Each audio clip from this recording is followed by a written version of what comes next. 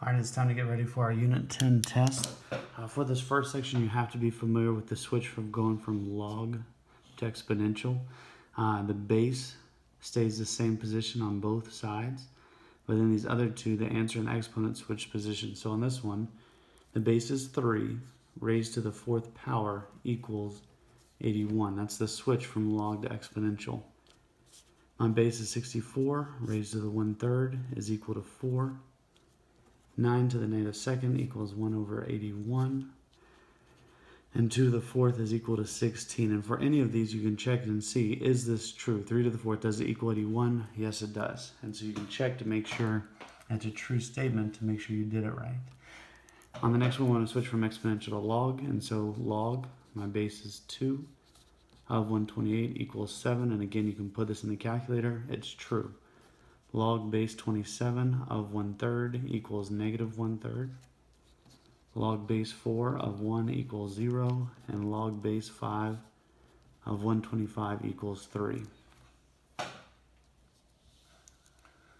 Number 9 through 13, it's evaluating. You could do it algebraically, or you could just plug it in your calculator. And so this is the alpha window, and that 5th option is log base. And we're doing log base 5. You can't really see it too well on my calculator. Of 25, and it equals 2. Another way you can do it without a calculator, it says 5 to what power is 25? That's 2. On this one, log base 81 of 3. Again, we can put in the calculator. Alpha window, go to that 5th option. And doing base 81 of 3. And so 0.25, if you want to change it, press math. That top option is fraction and goes to 1/4.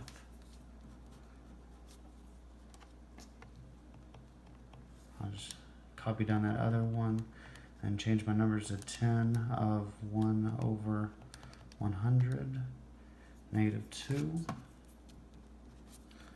That is 9 to what power equals 1? That's 0. 125 to what power equals 5? I believe that's 1/3, but we'll just check it just to make sure. And yep, that's 1/3.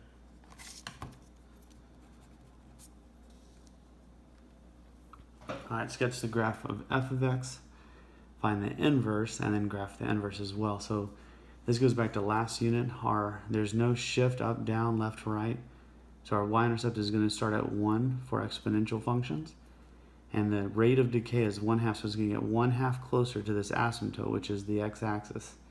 It won't touch the x-axis, but it'll get really, really close. It'll double on this other side over here. And so 2, and then 4, and all the way up to 8. And so here is my original graph. And so that's f of x. And for the inverse, you could either show your work by switching your x and y, or, like we know, the inverse is going to change from exponential to log. It's going to keep the same base of 1/2, and then of x. So that's the inverse equation. To graph it, you could either take all these points and switch them, because that's what inverses do. It's going to have an asymptote on the y-axis.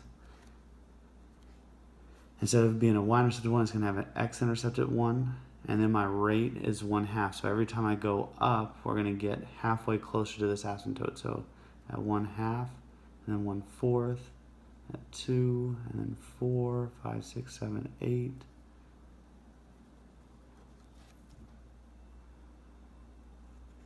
And so that's my inverse function right there.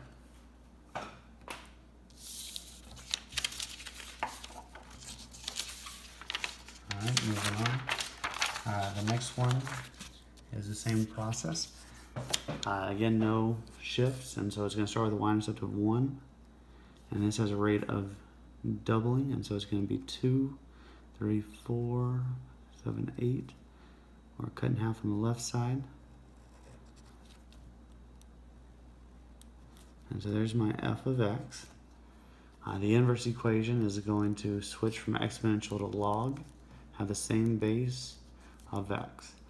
And so instead of a y-intercept of 1, it's going to have an x-intercept of 1, and it's going to double away from the asymptote, which is the y-axis, every time you go up. So 2, 3, 4, 8.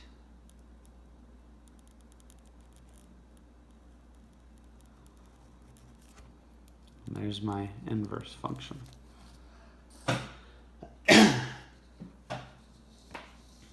All right, on number 16, got a lot of stuff we're wanting. First off, x plus 6 is going to go left 6, and the minus 5 is going to go down 5. There's no other shifts. My range is going to be all real numbers. My asymptote, since it got shifted left 6 instead of being on the y-axis, it's going to go 1, 2, 3, 4, 5, 6, shift left 6. So my asymptote is x equals negative 6. My x-intercept of 1 is going to get shifted left 6 and down 5. 1, 2, 3. So here's my new starting point. So my domain is going to be x is greater than negative 6. And then this one has a rate of getting 6 times bigger, 6 times further away from the asymptote every time you go up. So this is 1 away. Next one's going to be 6 away. So 1, 2, 5, 6. Next one would be 36 away from the asymptote, so way out here. And so very slow increase. And so there's my graph. The y-intercept we can see is right here, 1, 2, 3, 4. And so 0, negative 4. But if we couldn't see it right there, I'm going to go ahead and put it in the calculator. And so there it is right there, and here's what the graph looks like. To get the y-intercept, you would go second graph, go to the table. When x is 0, that's the y-intercept, 0, negative 4. For the x-intercept, I can't see it. It's going to go way off my calculator. And so the easiest way to do this for the x-intercept, you'll plug in 0 for y and solve for x. And so I'll come out here to the side, 0 equals log base 6 of x plus 6 minus 5, and we'll solve for x. You could zoom out on your calculator until you find it, but I think this is probably the fastest way. So we'll add 5. And then we'll change it to exponential. So base 6 raised to the 5th power equals x plus 6.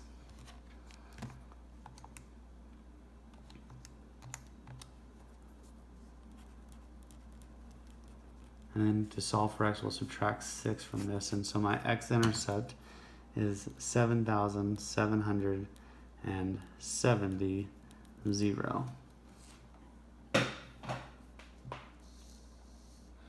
All right, now for the solving. Solve for the variable. So we want to get the variable all by itself. So we'll switch it to exponential. 5 to the 3rd power equals m. And so m equals 125. Log base 4 of 80 equals x.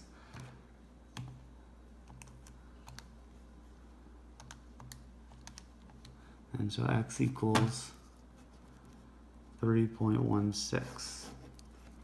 Anytime you see multiple logs, you always want to condense it to one log. So this is log base 2. X is positive, so it goes on top. 2 cubed is negative, so it's going to go on bottom. 2 cubed is 8. Log base 2, and this is 10 squared. Once you have log on both sides, they can cancel out, and then you can solve for x. And so x over 8 equals 100.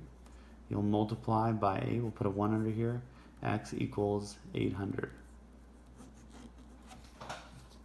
And then last one, again, we have multiple logs. We'll condense it. Log base 3 of 3x equals log base 3 of 12. And cross out the logs. 3x equals 12. Divide by 3, and x equals 4. All right, number 21. I want to get the x by itself, and so we're going to switch it to exponential. So 2 to the 3rd power equals x, so x equals 8.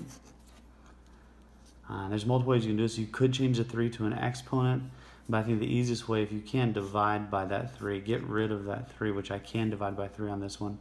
And I'll go ahead and condense this as well. So log base 4 of 8x is equal to 3. And so 4 to the 3rd power equals 8x.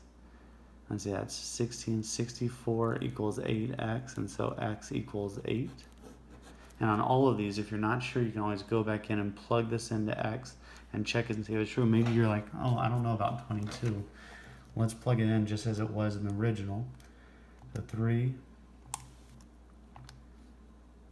let's see, base 4 of 8, because that's what we found to be x, plus base 4 of 8 again,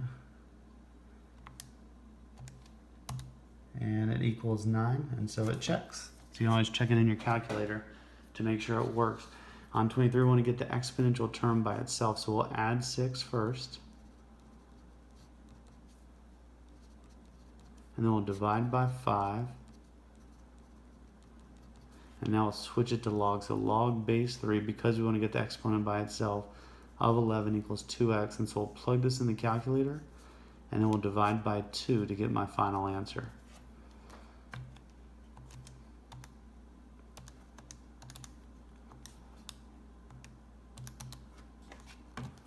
And so 1.09. This one already has a log on both sides, and so 3x minus 1 equals 2x plus 3. I'll move the 2x over here, and I'll add the 1 over here, so x equals 4. See, I can't divide by 2 right here because we have logs all over the place, and so we'll move this 2 as an exponent, so log base 7, x squared over 3 equals log base 7 of 27. And so x squared equals 3 times 27 is 81, and square root x equals 9.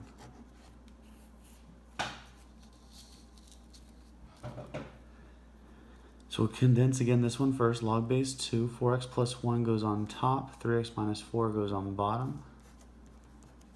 And so 2 to the first equals that fraction. And so 2 to the first is 2, and we'll put this 1 under here so we can cross multiply. And so we get 2 times 3 is 6x, and 2 times negative 4 is negative 8. And so I'll move the 4x over here, and I'll add the 8 over here. So 2x equals 9, and so x equals 9 halves. Or you could write 4.5. Either one are the same, and so both are correct. All right, these are transformations. Is a 2. If you wanted to rewrite this, you could, as g of x would equal, and is f of x. So it's talking about log base 2 of x. This 2 goes in front of it, and so we're going to have 2 log base 2. We're going to have x plus 1 in parentheses, and minus 5 at the end. And so this 2 is going to be a vertical stretch by 2, left 1, and down 5. On this one, I won't convert it. I know that's a vertical stretch, vertical compression. We got right 6 and up 3.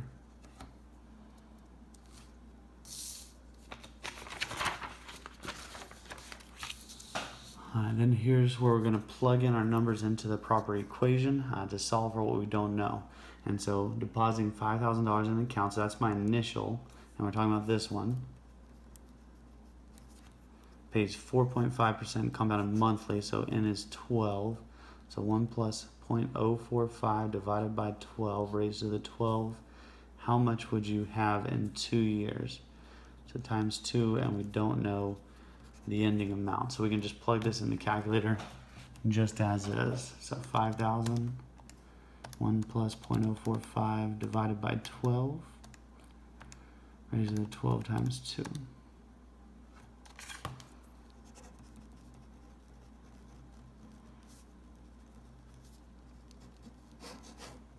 So $5,469.95. All right, half-life, we're using this equation over here. So it has a half-life of 50 days. So that's my H right there. How long would it take? I don't know the T for 1,000 grams to decay to 50 grams. So 1,000 is my initial and 50 is my end. We're doing T over H, so I don't know the T divided by 50. So we're going to get this by itself by dividing by 1,000. And so 50 divided by 1,000 Gives me 0.05.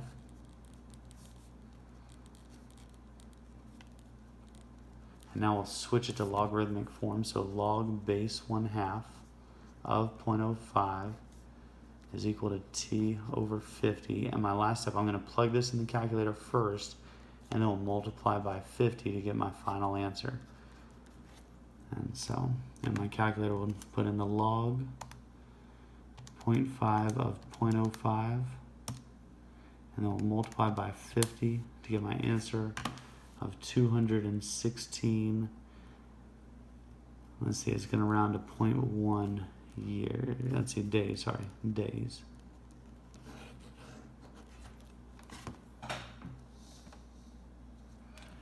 Number 31, depositing $4,000, so that's my starting 4,000.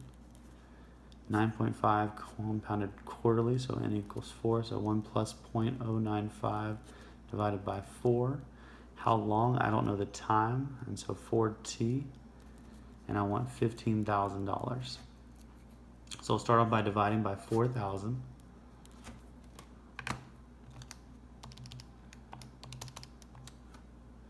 And so 3.75 equals, now I'm going to go ahead and condense that parentheses, or simplify that parentheses. 1.02375, and I'm not going to round until I get to the very end. If you round right now, it's going to change your final answer. And so log base 1.02375 of 3.75 equals 4t. And then we're going to divide that log by 4 to get rid of that 4. And so we'll start off by putting in that log, the base of this, of 3.75, and we'll divide by 4 to get 14.08 years.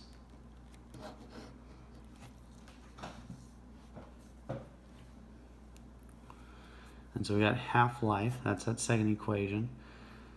And there's a sample, so that's the initial, and we don't know the final, and so that's letter N. And technically you can use whatever letter you want, and so 3 days. So here's the thing, this is days and this is hours. And so I'll convert the 3 days times the 24 hours per day to get to 72 hours. And so my time is 72 divided by 45, and now we'll plug that in.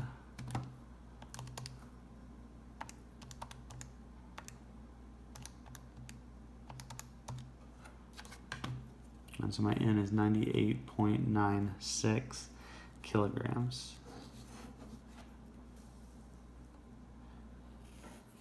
All right, and this last one right here, if 60 kilograms of, this is the sample, so 60 is my final, 162 is my initial. I mean, after 13 hours, I want to calculate the half-life, so I don't know the H. And so we'll divide by 162. It's a pretty crazy decimal, and so that I don't round, I'm going to change it to a fraction. And so 10 over 27.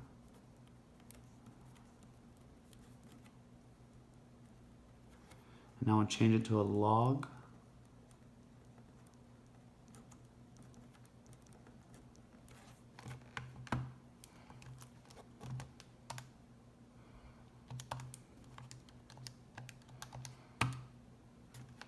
All right, so it's about 1.43 equals 13 over h. And my last step, we can put a 1 under here and cross multiply, but what's going to end up happening, let's see, 1.43 h equals 13, you're going to divide by the 1.43. And so even though I'm writing down 1.43 right here, I'm going to put in the more exact answer in my calculator, so we're going to do 13 divided by that previous answer. To get my half-life is 9.07. It says round to the nearest hour, and so 9 hours. All right, and that's it.